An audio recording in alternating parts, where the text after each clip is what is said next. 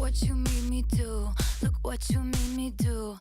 Taylor Swift's new music has arrived. We'll tell you all the haters T Swift seems to be taking on in her new single.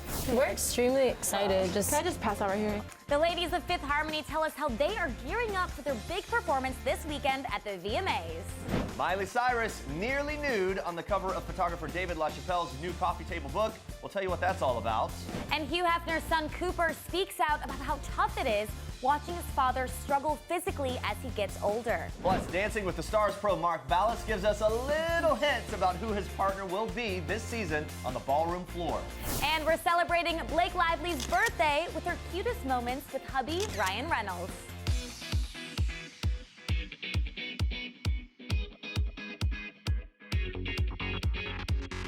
Oh, yes, everyone, we've got a special treat for you kicking off your Friday morning. Taylor Swift has dropped her latest single and music video for Look What You Made Me Do. We're excited around here.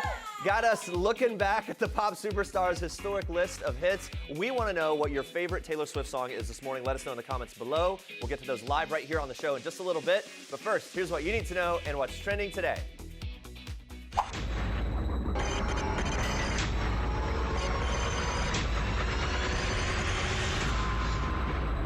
Ooh, and the haters gonna hate, but Taylor Swift, she is back. That's just a little teaser of the singer's new music video for her first solo single in 3 years. It's called Look What You Made Me Do, released early this morning on Good Morning America. The 15-second clip shows Taylor dressed in all black, biting down on what appears to be diamonds. The new song has caused quite the frenzy on social media. Rapper Nicki Minaj, who's had beef with Tay in the past, tweeted out a cryptic message an hour after the single's release, writing, "Sit down, be humble." The Twitterverse immediately began to question the aggressive tweet, creating speculation that it could be a not-so-subtle dig at Swift. But the singer's loyal fan base says the 27-year-old songstress is the real star spilling the tea. Take a listen to this.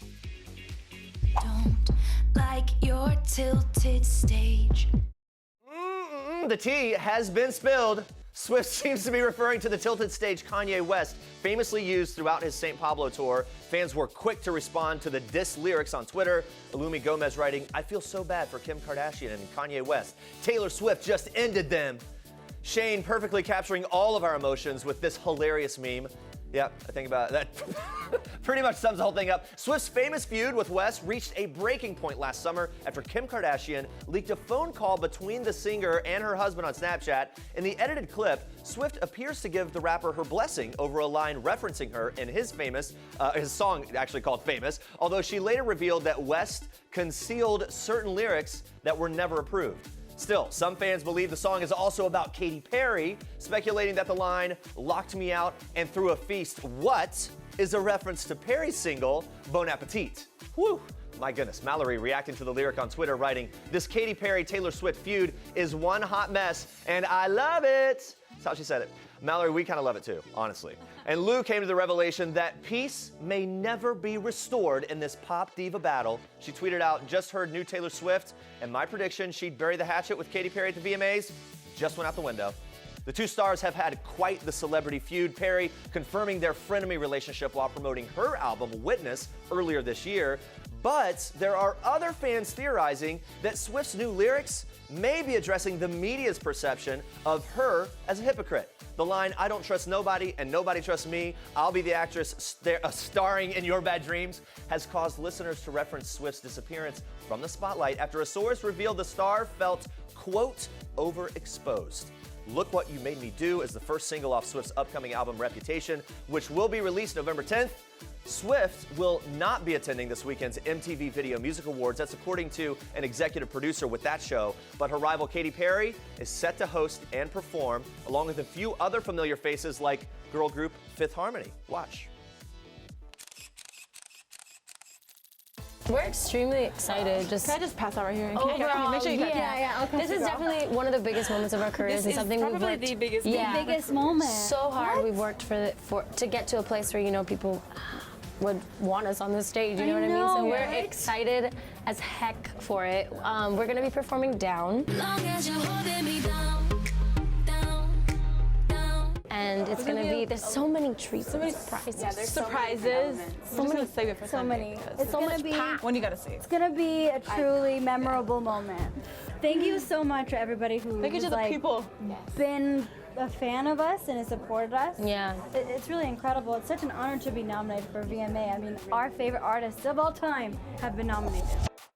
There you go. Always love hearing from the four ladies of Fifth Harmony. Fifth Harmony just released their self-titled third album. It's their first since Camila Cabello left the group. They'll be performing alongside Miley Cyrus, Ed Sheeran, Pink, and many more artists at the 2017 MTV Video Music Awards this weekend. Now, the award show airs Sunday, live, 8 p.m. Eastern on MTV.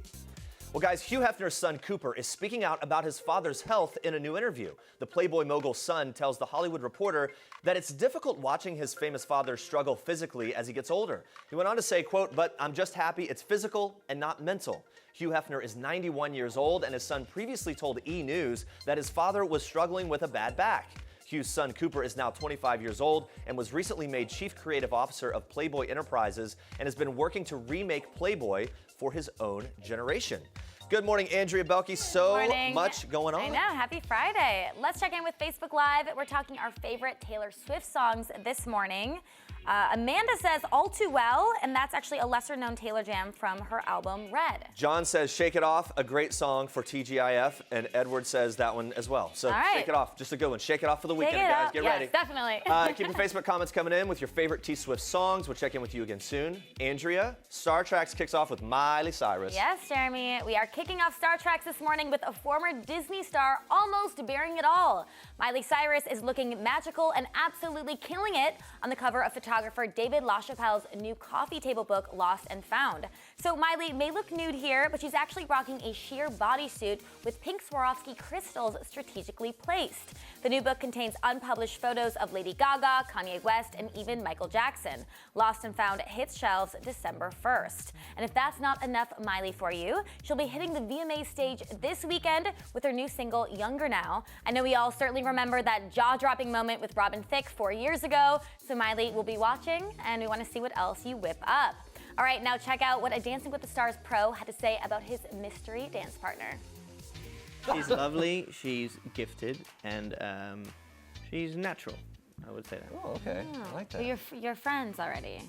Yeah, we've known each other for a while. Okay. I've wanted her to be on the show for a while, but schedules have never lined up.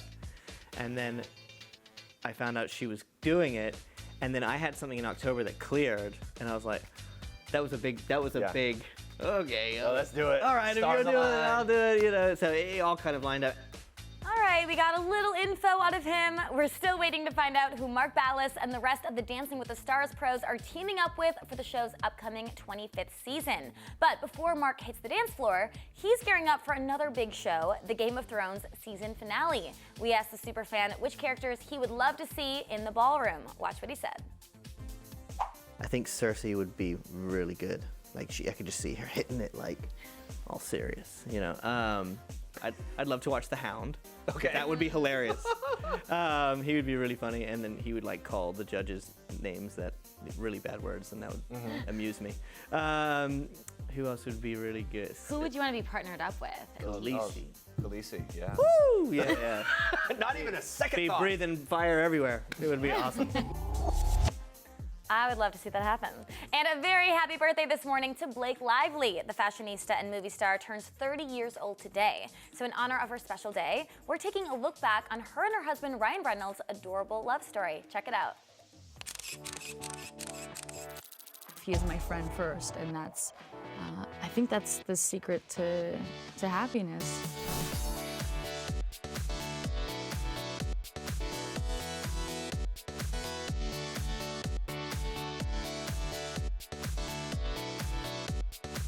We went on a double date she was on a date with another guy and I was on a date with another girl, and that was the most awkward date for their respective part because we were just like fireworks coming across the...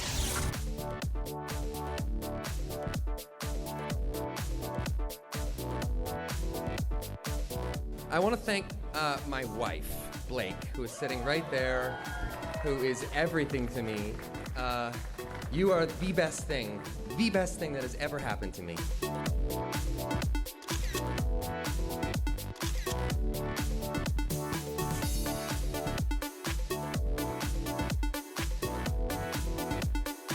just always has me laughing at all times.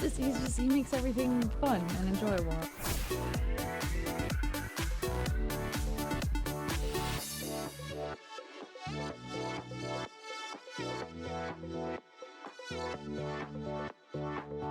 You've made me the father of my dreams when I thought I only had fun uncle potential. So, thank you. I love you. Stay with us, guys. We have all the details coming up about Prince George's new posh private school. Plus, we're getting ready for this weekend's Game of Thrones supersized season finale. Stay tuned for details. This is King Cutie in People. His Royal Highness Prince George Alexander Louis of Cambridge. These are George's parents, George's home, his Nana, the Queen, and his staff of 644 Englishmen. This is George's dog Lupo, who inspired his favorite book, The Adventures of the Royal Dog Lupo, one George will share now that he's a big brother. People. The details make the story. Don't miss this week's People.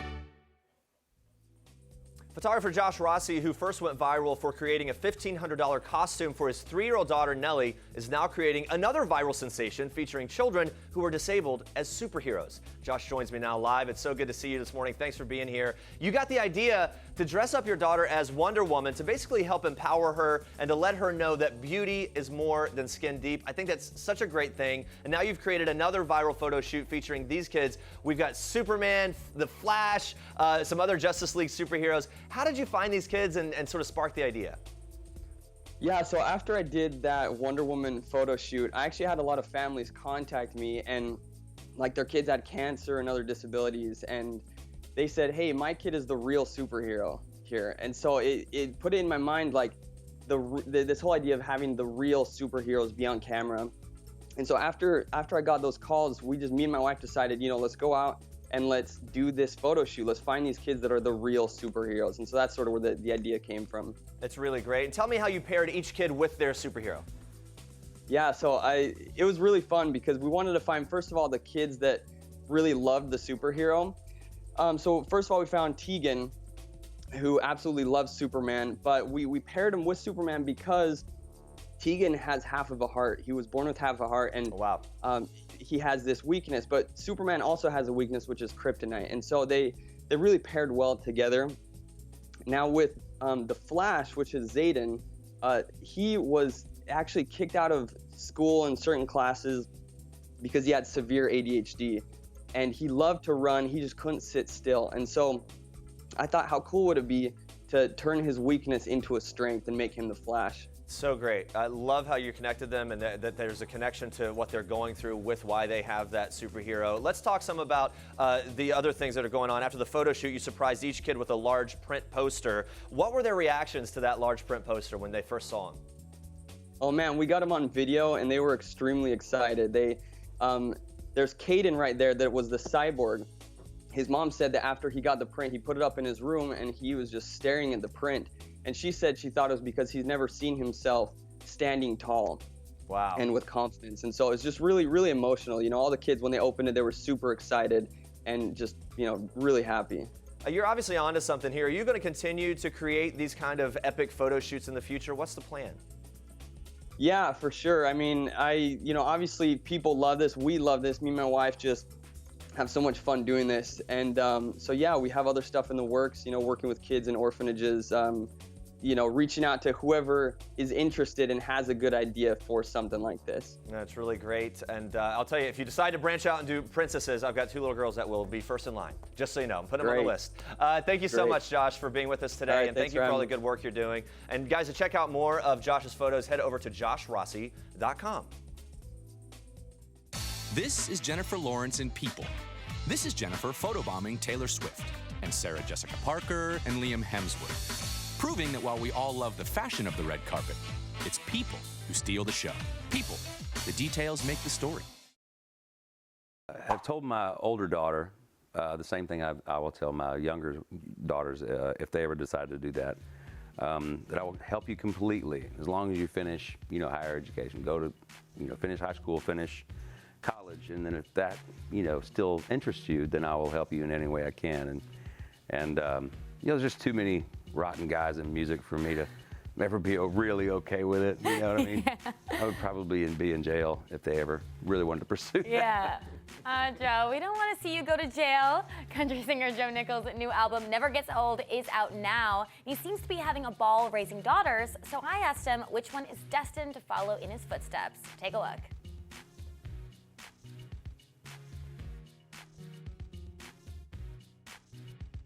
All three of them love to sing. My oldest daughter I've seen her sing in church a few times, and she sings great. My 5-year-old is so artistic. She makes up a new song every day.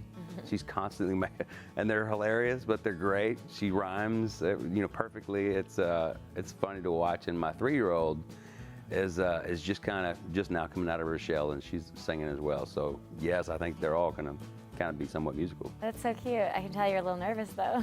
A little bit. I really don't want to go to jail. I really don't. But we don't want that. Yeah. Do they ever sing your songs? Because I think that would be very adorable. Oh, yeah. Our newest song, Never Gets Old, is one of their favorites.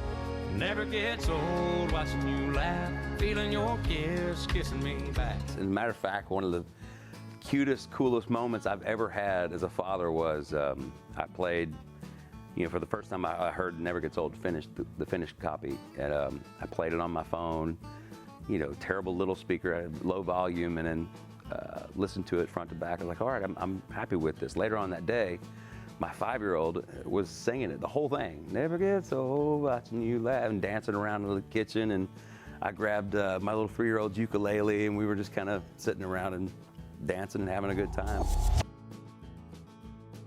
Look at him, so cute. That hair. 4-year-old Prince George is going to school come September. Will be attending a very posh $23,000 a year school. In fact, Thomas's Battersea in London is just 4 miles south of the family's Kensington Palace home. It's, quote, big, busy, slightly chaotic school for cosmopolitan parents who want their children to have the best education money can buy.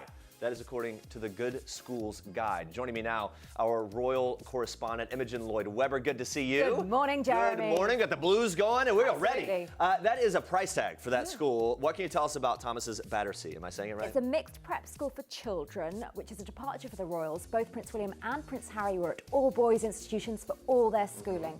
There are around 540 pupils between the ages of 4 and 13. And Battersea is an area that's very middle class, so the choice is reflecting Princess Kate's background here, Jeremy. The school's most important rule is to be kind, and it apparently bans the concept of best friends. Interesting. I know. Wow. Fun fact, my brother was at school with Prince William at Weatherby. That's right. Throw that in there. Yeah, throw it in. No big deal. Drop the mic.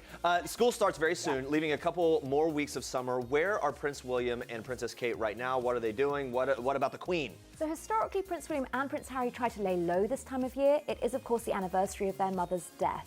Prince William and Princess Kate were recently at Balmoral, the Queen's holiday home in Scotland. The Queen traditionally spends until October there, receiving numerous visitors, including the Prime Minister. Oh, wow. Yeah, her home in London, Buckingham Palace, is open to the public while she's away, and it's a great thing to see. Yeah, absolutely. It's a nice tradition there. Why does Balmoral play such an important role in Prince William and Prince Harry's life? So Balmoral plays a huge part in all the royal family's life, Jeremy, but it is, of course, where Prince William and Prince Harry were staying, along with the Queen and Prince Charles, when their mother died.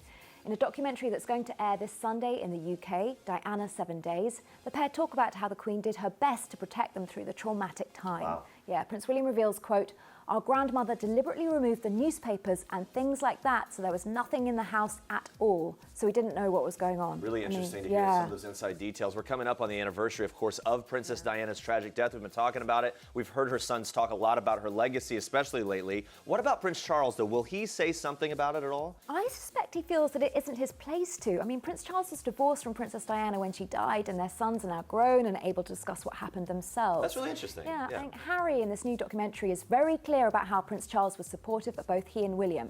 Harry says, quote, "He was there for us. He was the one out of 2 left." Harry also pointed out that Prince Charles was, quote, "going through the same grieving process as well." I mean, it's very tough for Charles. Yeah, definitely. And Prince Charles has been married to Camilla for 12 years now. Is the royal family more accepting of her at this point? The royal family certainly are more accepting of Camilla. But for the public, it's a different thing, opinion right? is somewhat up and down at the moment on Prince Charles and Camilla as we reach the 20th anniversary of Princess Diana's death. It always is with these milestones. That makes sense. It all kind of gets dredged up again. A recent YouGov poll has only 14% of the public wanting Camilla to be queen when Charles becomes king. Prince William, though, has a 78% approval rating, followed by Prince Harry on 77%, Most politicians would kill for those numbers. They definitely would. So the monarchy is still going to be around for decades to Yeah, come. politicians would kill for those numbers, especially these days, around here. Especially these days. Thank you so much, Imogen. Great to see you. Good to see you. And thanks for being here today.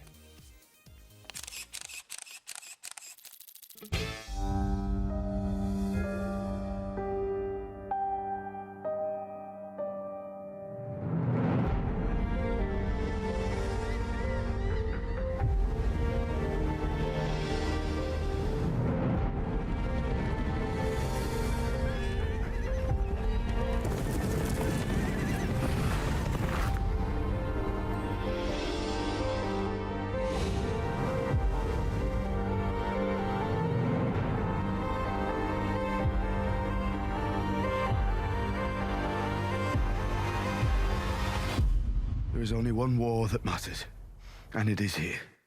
Oh, the drama. The season 7 finale of Game of Thrones is this Sunday. It's our Toyota People Pick of the Day. After last week's icy penultimate episode, we can't wait to see what is in store for that finale. That is right, Jeremy. From the looks of the preview for episode 7, some characters we've been waiting seasons to get together will all be facing off in a meeting of epic proportions. Jon Snow will be meeting Cersei Lannister to show the proof of White Walkers that they brought back from beyond the wall. And we all know Game of Thrones loves to throw us fans for a loop. So our guts are kind of telling us that the meeting isn't going to end with a happily ever after. Yeah, probably not. But maybe we'll get a happily ever after with Jon Snow and Daenerys Targaryen. We all went nuts after last week's episode when the two fan favorites had a special moment, causing us to ship them even more. So incest aside, because we all know that there is a high possibility that they're related, we think they would make a cute couple and totally dominate the world of Game of Thrones. Let's be honest. Incest aside, though. So does that mean Jon and Daenerys are meant to be together? We got some answers when the director of last week's episode, Alan Taylor, spoke to the New York Times about their potential romance, saying, yeah, I think it's kind of hard to see that not happening. When we were shooting season 1 and no one had seen the show yet, we were in Malta. Back then, there was not a lot of secrecy because nobody was paying attention, and George R.R. Martin came to visit, and he was being quite open about his plans. He said something that it really is all about Dany and Jon. Yeah, and that's not all. He went on to say this. I was surprised because at the time, I thought, well, Robb Stark's going to be king next, probably, and who knows where this story's going, but it was absolutely clear to him that within this sprawling scale, the whole story was coming down to this partnership. Yeah, so it sounds like we got a confirmation Jon and Daenerys will happen, so let us know what you think below about the upcoming episode. Yep, very excited. Make sure to tune into HBO this Sunday for the supersized finale that's set to run for over 79 minutes, which will make it the longest episode in the show's history. We cannot wait. This is Jennifer Lawrence in People.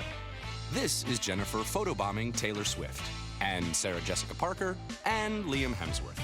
This is Jared Leto in People, photobombing Anne Hathaway, and Reese sneaking one in on Sophia and Joe. This is Dustin Hoffman, photobombing the dame herself, Judi Dench, proving that while we all love the fashion of the red carpet, it's people who steal the show. People, the details make the story. Don't miss this week's People. All right, let's check in with Facebook Live one last time. We're asking you what your favorite T Swift song is. Carrie says, Teardrops on My Guitar. That's a throwback. Stephanie saying, I love old school Taylor. You Belong With Me. Music video is my favorite. Marissa saying, Wildest Dreams for sure. Shama saying, Blank Space is the best. And Kate just can't pick one, saying Fearless and Ours. Nobody said Bad Blood? Nobody said Bad Blood. Nobody also. Did anyone say the Tim McGraw song? Let's go back country. Yeah, that's one of our first ones. When you think Tim McGraw. Yeah, whatever. that's good. But Bad Blood is my favorite. Yeah, no, that's a good one. Yeah, I'm surprised no one said it. Come on. I'm very disappointed. All right.